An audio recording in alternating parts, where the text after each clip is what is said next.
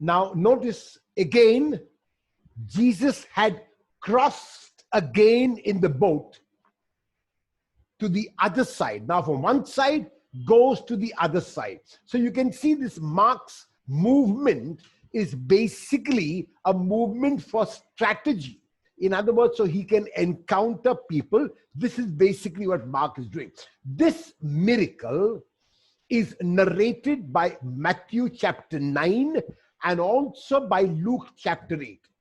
Luke almost follows Mark verbatim. He has even the command to silence. He has even the 3 disciples. He has the name Jairus. Matthew does not follow Mark. In Matthew, the official is not named. In Matthew, the girl is already dead. So very clearly in Matthew, it is not a sandwich construction. Luke retains the entire sandwich construction and even almost the entire narrative of Mark. So in Mark, this is now the second time we come across the sandwich construction. That is why Mark 5, 21 to 24 are taken first. Now notice, in the question of this sandwich construction in Mark, and it seems very clear that the main reason for the sandwich construction is to heighten the suspense. So the verse in chapter 5, 21 connects what follows to what has preceded, and it provides a setting. The crowds and the sea are mentioned again. Jairus is one of the presidents of the synagogue, and it was considered to be a very, very esteemed position. Now, falling at the feet of Jesus can display, on the one hand, his humility. Even though he is such an esteemed official, he falls, but also displays the need. You see, when a person requires something, the person is willing to do whatever it takes. It all depends on how deep that need is. So when you and I need something from someone, sometimes we might even be able to make a plea very fervently. So all depends on how great that need is. The greater the need, it seems, the more fervent the plea. And so, in the case of Jairus, first of all, it possibly would have been confident that Jesus was able to do what he asked. Very clearly, the need was great, and that is why he forgets his esteem, he forgets his position, and is willing to fall at his feet. Later, we will see the Syrophoenician woman does the same. She also falls at the feet of Jesus. Now, what does Jairus want Jesus to do? He simply wants Jesus to transmit that healing touch. Now, it is very likely that Jairus would have heard about Jesus. He would possibly also have seen Jesus working and making people whole.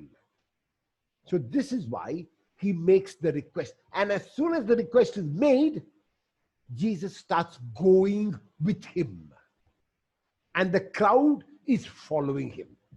So when you come to this part, what you realize is that Jesus, up to now, has been shown as someone who can make people whole. Even if a person is on the point of death, that person can be healed. He has shown that he has healed lepers, he has healed paralytics, he has healed a person with the withered arm, he has calmed the storm, he has healed the Gerasene demoniac. Such a powerful job he has done. So surely he will be able to reach this girl on time and before she dies. However, Mark, being the master strategist that he is, tells us that this crowd is following him, and we can see the crowd almost going with him to Jairus' house. However, Mark interrupts the story. And notice, there are 10 verses. Mark takes 10 verses to interrupt the story. A woman who's suffering from, it gives us so many details which really might not be required. Why do you need to tell us that she had gone under many physicians? She has spent all she had. She was no better. She got worse, and so on and so on and so on. He gives us too many details, and Mark's intention in giving all these details is to heighten the suspense. And we begin to ask ourselves, will Jesus reach on time? Will the girl be saved from death? Can Jesus cure death or raise a person from the dead? We do not know. We do not know. And so we begin to ask these questions. And this is what Mark wants us to do by introducing the second person in the story. And later, Mark will tell us, Matthew does not give us the age of the girl, but later Mark will tell us that the girl was 12 years old. Here is a woman who suffered for the same time that the girl has lived. And this mention of 12 and 12, once again, possibly is to link up the two miracles, if you want to call them miracles. This woman, the plight is described in such great detail to indicate that this woman is possibly on the point of giving up. In John chapter 5, verses 1 to 9, we read about the paralytic. And the paralytic at the pool there is ill, and John tells us, for 38 years. So you can imagine, 38 years. This woman, not as bad as the paralytic, but even she, 12 years. And she noticed she had done all that is required of her. She would have taken all the regular care. She would have gone to the doctors, as Mark tells us. She had gone to all the physicians. She had spent money. She was not afraid to spend money to get well. Now, even before she can touch the cloak of Jesus, this is what she says to herself. So, in other words, it is the faith which she has which prompts her to touch the cloak of Jesus. And how would faith be defined in this context? It would be defined in these words: to believe before the event happened that it would occur. In Mark 11, 22 to 25, when Peter is taken up with the fact the fig tree has withered, when he is amazed that the fig tree has withered, Jesus talks there about prayer and about faith. And he says in that context that if one believes before the event can occur that it will be done, then it will be done. And this is what faith means in the context of this woman. Because she had said to herself, her self-talk was positive. So it shows from the fact that she had taken all the requirements which she had to do, from the fact that she kept going to physicians, from the fact that she did not mind spending money, from the fact that she was not getting better but getting worse, she still remains positive. And this is what is required. It is so easy that after you do all that is required and things don't turn out as you expect, and the Lord says it to us in the parable of the sower, it's so easy to get negative, to give up and say, what is the use? But if we give up, and if we say what is the use, we will never know what really will happen if we remain positive. So this woman is a lesson in positive thinking. She very clearly has faith, and she says, I will be healed. And we notice the cure is instantaneous. The hemorrhages are defined as a flow of blood. Possibly her menstrual cycles were wrong. We do not know. Mark does not give us the detail. But this flow, she would have really had embarrassment, because she would have known that the embarrassment will be so called. You never know how that flow will come, when it will come, and so on. It could be very, very embarrassing for her. And the fact is, the woman touches, believes rather. The woman believes, touches, and is healed. And she knows that she is healed. And the dialogue between Jesus and the woman becomes now the main point. So before Jesus can, he's looking around him, and we are all anxious. Jairus' daughter is at the point of death.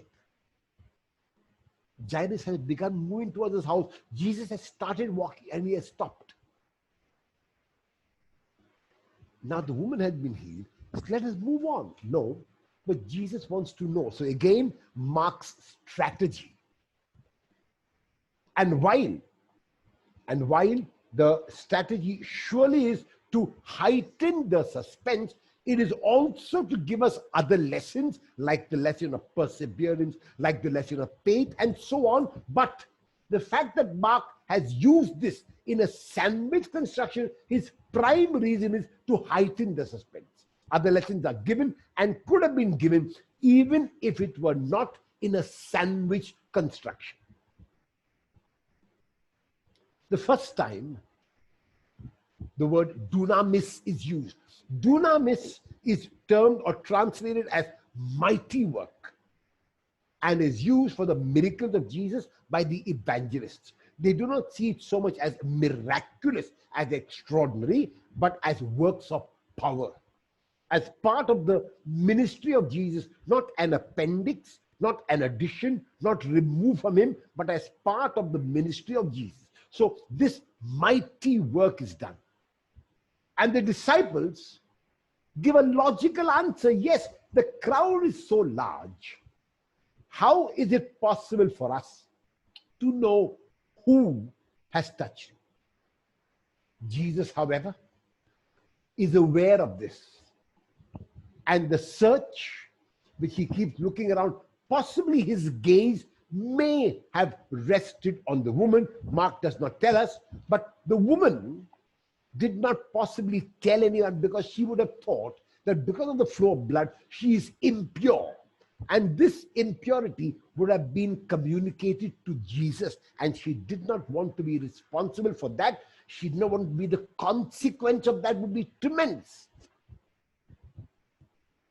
So even though she is healed, and even though it could not really have been pointed out that she was the one, because nobody could check, she in honesty comes to Jesus because she is taken up with all that has happened. And then Jesus is able to see that the woman is addressed as daughter. The courage of the woman, her perseverance was shown earlier on. Now the courage is shown. And the courage is because if she admitted that she had touched, if she admitted she touched because she had this ailment, there could be tremendous consequences and negative consequences. That is why she is courageous. And this is possibly the reason why Jesus addresses her as daughter. He admires her courage. And this reassurance is offered. And Jesus very clearly, and Mark does this here, Matthew more than Mark, attributes the healing of the woman to faith. And the reason why it is attributed to faith is to avoid this whole question of the touching and the magical touch. Go in peace here is to be translated as a relationship with God. And so the elements which Mark brings out, besides the heightening of the suspense in this miracle, is the woman's faith. And the faith which leads to the touch. And while it is faith within the person which leads to the healing, that must also be acknowledged by Jesus in Mark to avoid anyone thinking of magic. And that's why dunamis, it's a mighty work which has happened. In the meantime, the girl is dead. So while he was speaking, takes us back now, the girl is dead. And so what can happen? And the response of those who come to give the message is very clear. They are setting a limit. They're saying, you invited the teacher, you invited the rabbi while your girl was on the point of death. Now there is no hope. So now the teacher can do nothing. So you notice already now the suspense has been heightened, because up to now we have never encountered Jesus raising somebody. That he could heal, he could exorcise, yes, but can he raise? And even them, those who come with the message, are ones who think negatively that Jesus once again has to remind Jairus about faith. And notice, fear and faith cannot go together. In chapter 4, verses 35 to 41, when Jesus calmed the storm, why are you afraid? Have you no faith? You will only be afraid if there is no faith. So he's telling Jairus that if he believes, the fear disappears. And if he's frightened, he cannot have faith. This is the first time in the Gospel of Mark that the three figures are set aside: Peter, James, and John. The second time is in 9:2, and the third time in 14:33 in Gethsemane. In 13:3, that is at the beginning of the eschatological discourse, the three are mentioned, but Andrew is added. So it's not three in chapter 13, verse 3, it's the three, but Andrew also. The three are mentioned in three cases here when they go to raise Jairus' daughter, at the Transfiguration 9:2, and in Gethsemane chapter 14, verse 3. Matthew, when narrating this miracle, because really the girl has already died, so Jairus comes to Jesus, not when the girl is at the point of death, but she has already died, mentions the flute players. Now, Mark will not mention the flute players, but he mentioned the commotion and the crowd. So very clearly, the crowd would have gathered because they would have got the message that the girl had died. Now, even though Mark does not specially mention them, as I said, Matthew is the one who mentions flute players, the mourners here, those who come to meet the crowd, they possibly would have included two flute players, a woman to lead the singing and chanting. There might also have been, depending on how important, and in the case of Jairus, because he was an important synagogue official, surely there would have also been some percussion instruments in order to send the person away well.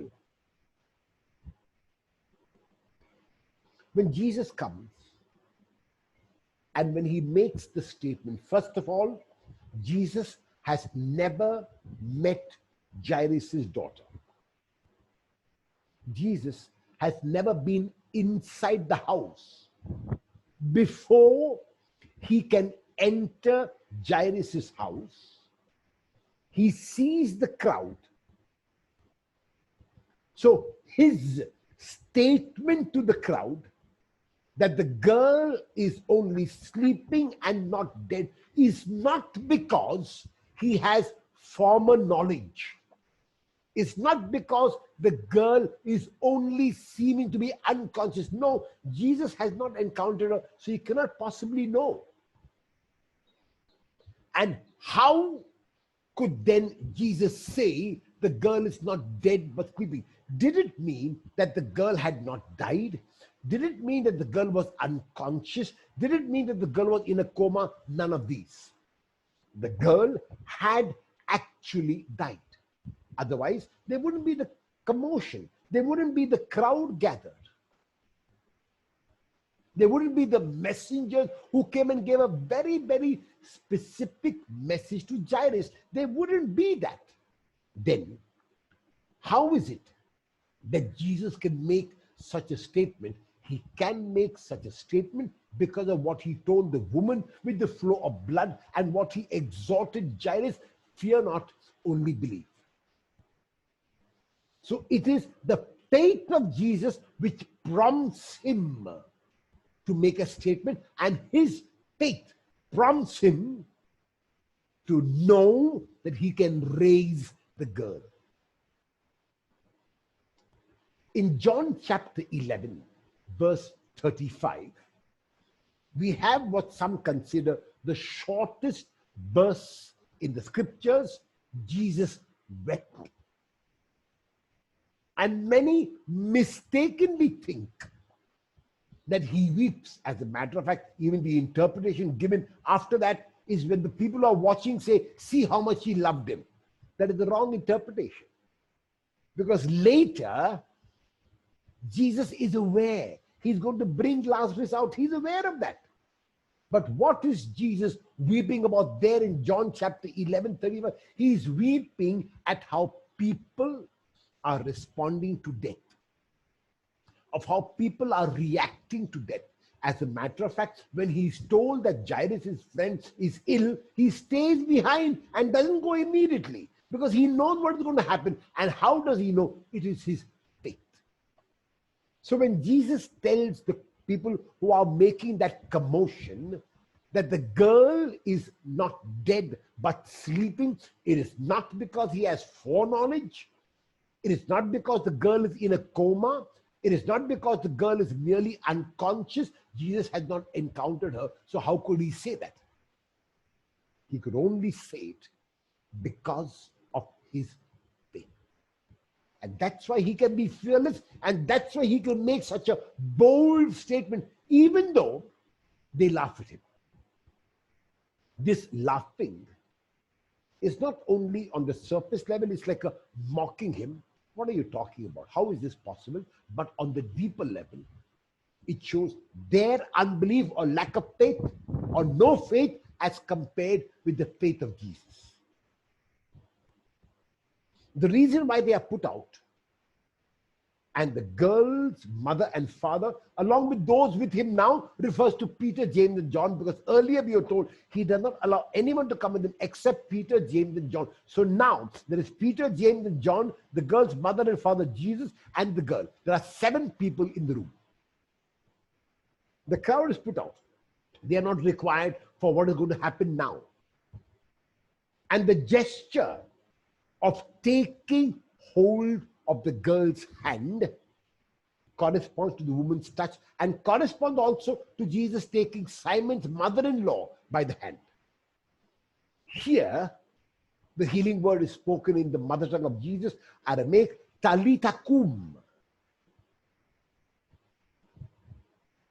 So it is the words of Jesus and his touch which will affect the resurrection.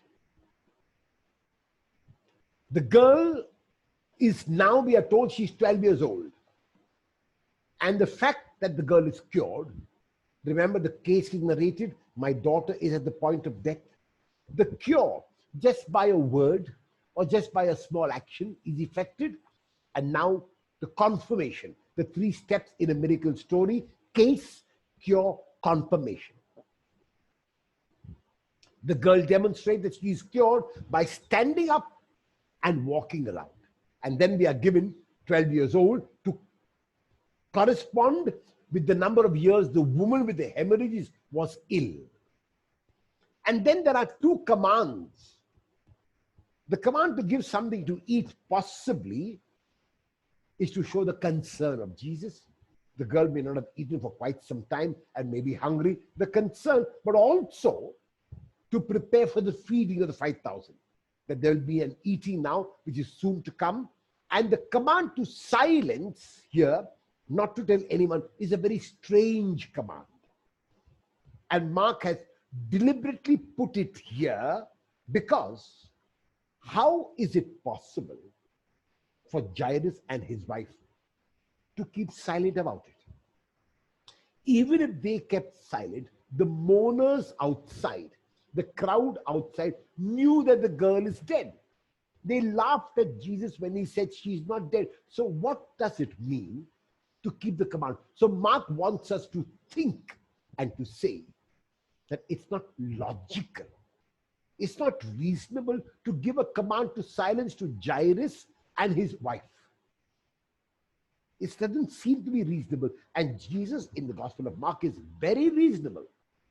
Then why the command to silence? Because Mark wants us to realize that the command to silence is basically so that Jesus is not known merely as someone who can raise from the dead. So up to now, the command to silence has been given to demons. The command to silence has been given to the leper.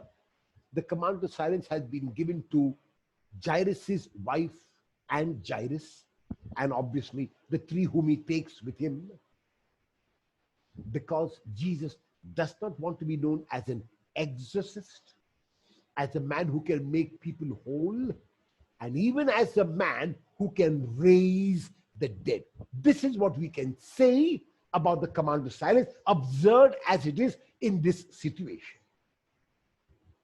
So we look at the two miracles and we can compare and contrast them. In the case of the girl, she is 12 years old.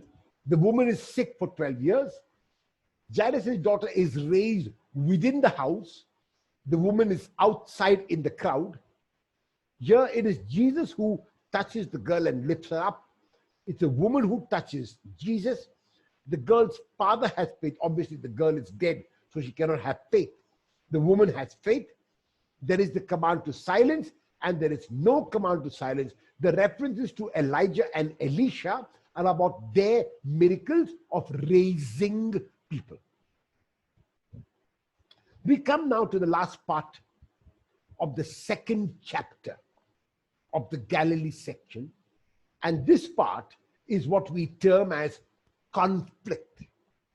If in the first part in chapter 3, the conflict was the Pharisees and Herodians, here it is created by the people of his own hometown.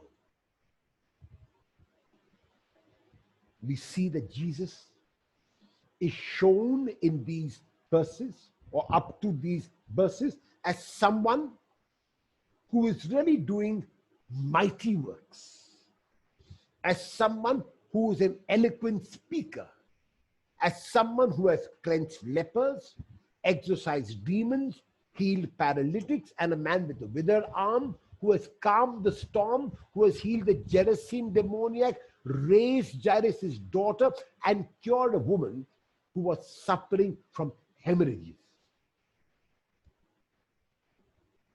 When Jesus comes to his hometown, because he mentions at the beginning, before the baptism, Jesus has come from Nazareth in Galilee. And in chapter 1, verse 24, the demons say, "We know who you are, Jesus of Nazareth." Mark takes for granted that Nazareth is not needed to be mentioned here. Hometown is very, very clear. In chapter 6, verse 2, on the Sabbath day, he teaches in the synagogue. Already at the beginning of his gospel, after the call of the first four, Mark spoke about the authority of Jesus and how his teaching was different from that of the scribes.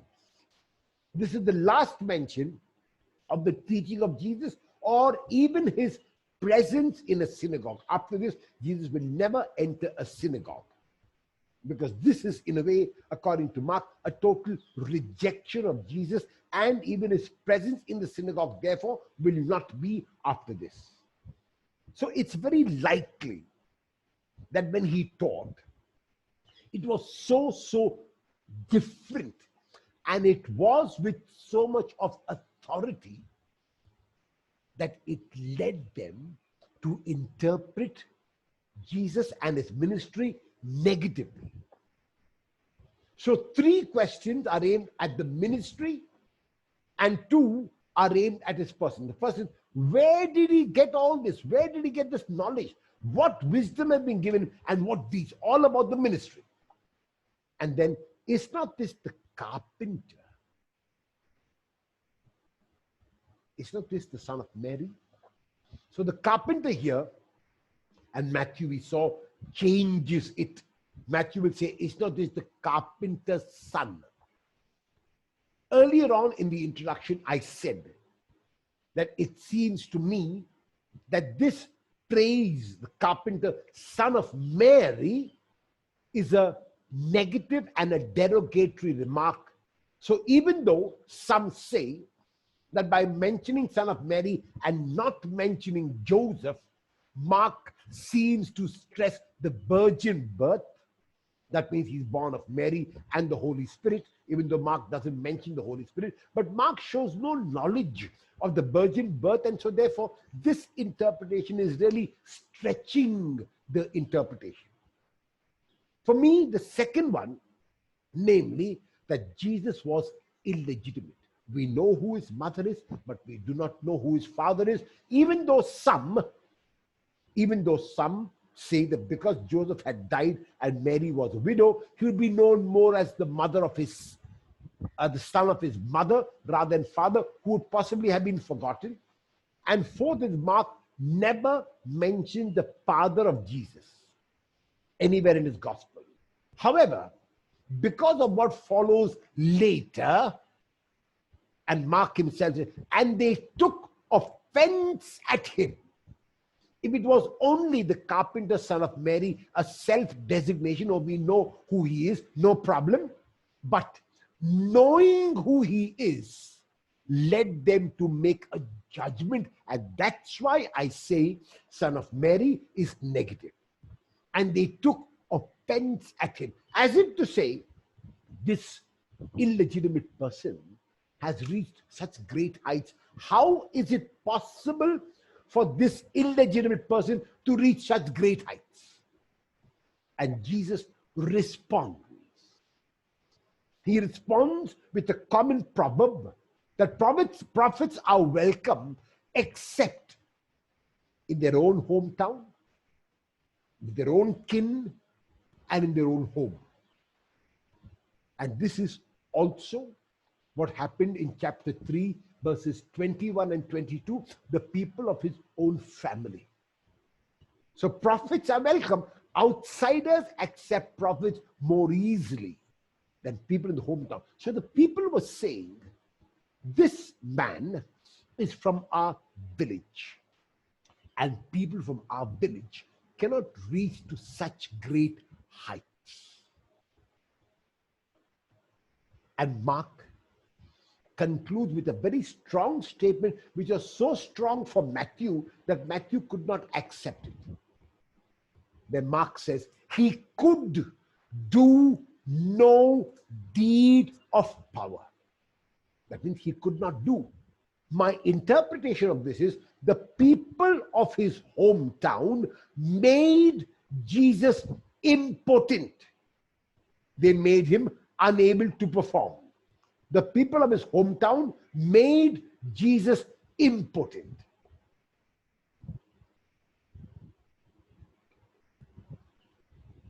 I am fond of telling people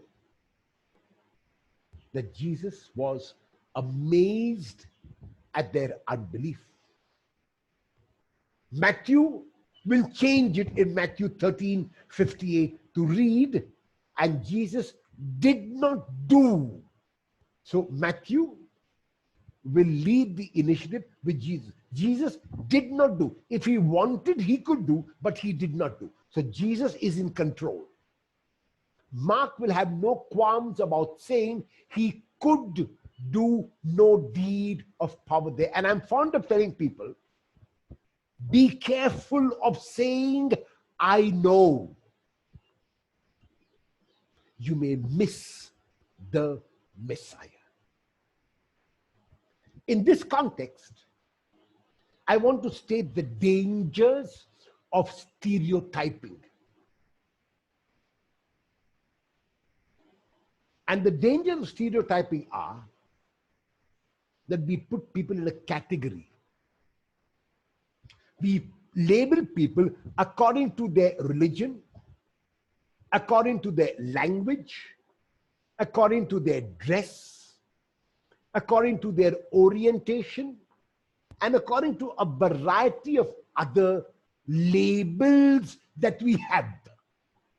You might remember that there is a new label which everybody is using, and that label is migrants. It's a bad term. It's an insulting term. Who is a migrant? A migrant is someone who comes to a place to earn a living. That's who a migrant is. So all of us in the place in which we are migrants. What do you mean by the migrants who are out there? Am I not a migrant? You see, you feel sad for the migrants. Nonsense. Use the correct term. Use the term poor. Use the term marginalized. Use the term downtrodden. Use the term those who are pushed to the margins and boundaries of society. Those are real terms. Migrants is a created term. So we use these labels and we're very happy. Let us have a seminar on how to reach out to migrants. Then I'm sitting in my air-conditioned office. I've got this Zoom beautiful paid account, and I'm talking about how I can reach out to the migrants. What can I do for them? What must I do for them? The migrants, who are you? Who am I? We are also migrants. So we work together. We move towards the poor. We reach out to the poor. We reach out to the downtrodden. We reach out to the marginalized. Now, we do the same with each other also. If a person speaks a different language from me, if a person worships God in a different way from me, if a person is from another country or another culture, we realize that we tend to stereotype. Today, if there is one thing besides many others, there are many other lessons, but if there's one thing that the COVID pandemic ought to have taught us, it is that we are interdependent. We are interdependent. If I sneeze, you are affected. If I cough, you are affected. So you notice this interdependence is what we must stress more than the separation, more than the differences, and keep this interdependence as the core value. When there is interdependence, then I do not judge people as outsiders and insiders. All of us are in the same storm now, but we are in different boats. Some are in cruise liners. Others are in catamarans. Others in dinghies. Still others in rafts. And even worse, the poor, the marginalized, the downtrodden, not the migrants, but the poor are in rafts without even a paddle. That is what we have to talk about. That's why avoid labeling, avoid giving people labels. Be careful of saying, I know. Because if you say it too loudly and too often, you might miss the Messiah. The people of his hometown said about Jesus, I know, and that I know led to their taking offense at him. That is why they missed the Messiah.